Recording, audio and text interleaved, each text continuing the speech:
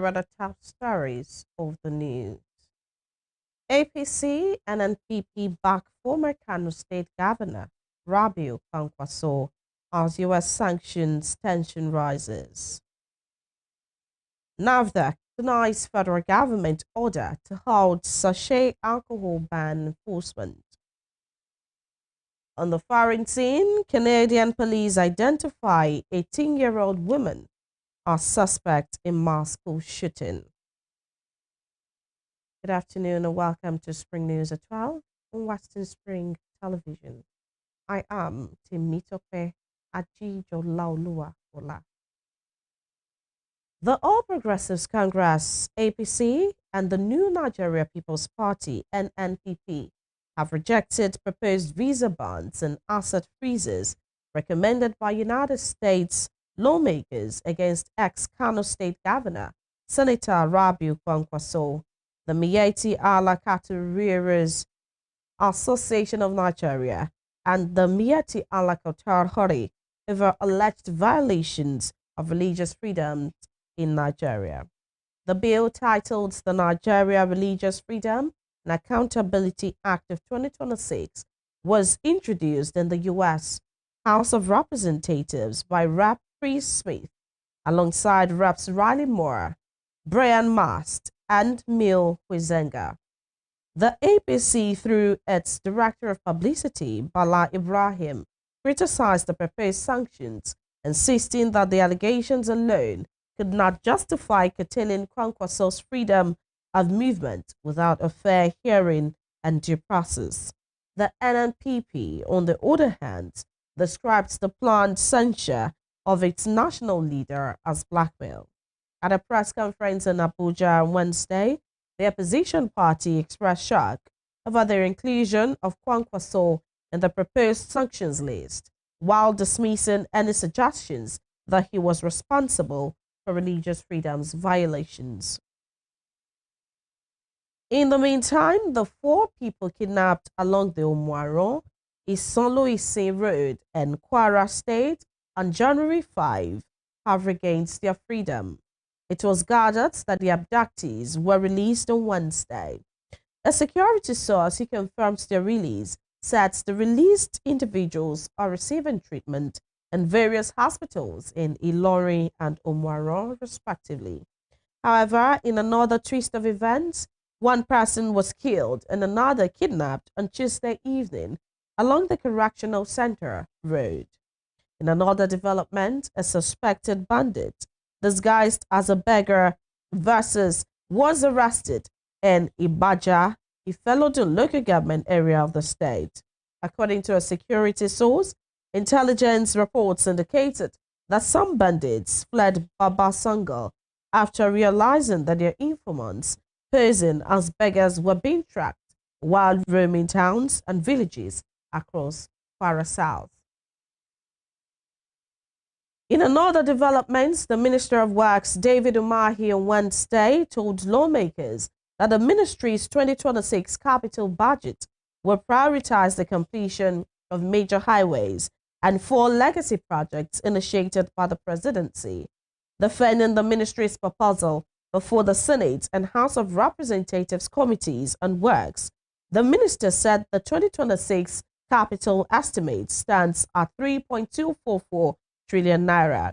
He explains that many projects were rolled over after the administration inherited 2,064 ongoing projects in 2023. Highlighting funding constraints, Imahi disclosed that only 210.3 billion naira, about 9.7% of their expected capital releases for 2025, has been paid so far, adding that contractors are owed approximately 2.2 trillion naira for certified work carried out between 2024 and 2025. The minister said rising costs following the removal of fuel subsidy and the floating of the naira forced the government to rescope and reprioritize projects. Umahi listed key legacy projects, including the Lagos-Calabar Coastal Highway and the Sokoto-Badagry Superhighway, assuring lawmakers that delivery would be phased, with some sections scheduled for commissioning by May 29, 2026. Why should we give Northwest 120 billion and we give Northeast 105 billion? You should also add that. And so, we go back to drawing board to understand what happened. But we also join the fact that the Abuja, Kaduna, Zaria, Kano, has 2 projects awarded by Mr. President. And that project is the most important project for Mr. President. He's not asking me on Coastal Road or Sokoto Badagry, but he keeps sending people to me to find out about the progress of that project. Honorable Yusuf, the first project is 118 kilometers. It is 252 billion. President has paid 50% of that project. The second project is 502 billion.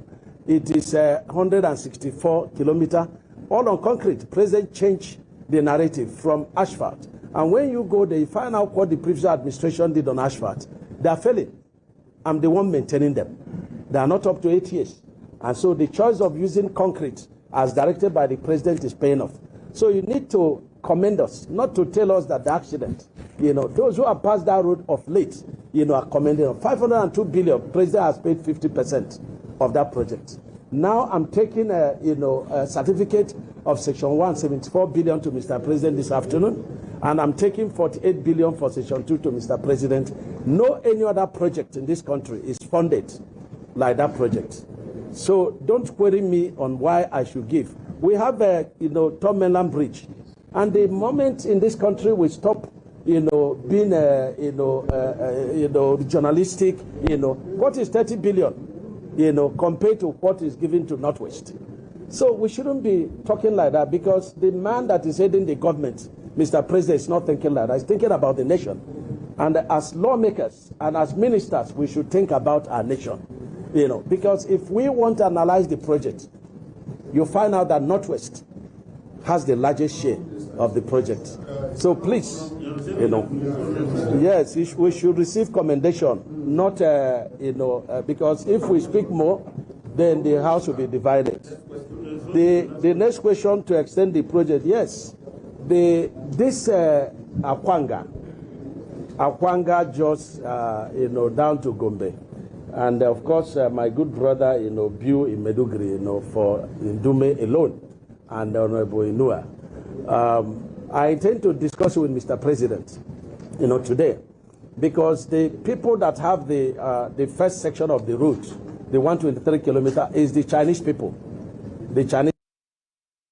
Moving on, the National Agency for Food and Drug Administration and Control, NAFDAC, has dismissed claims that the federal government ordered it to suspend enforcement of the ban on sachet and PET bottled alcohol.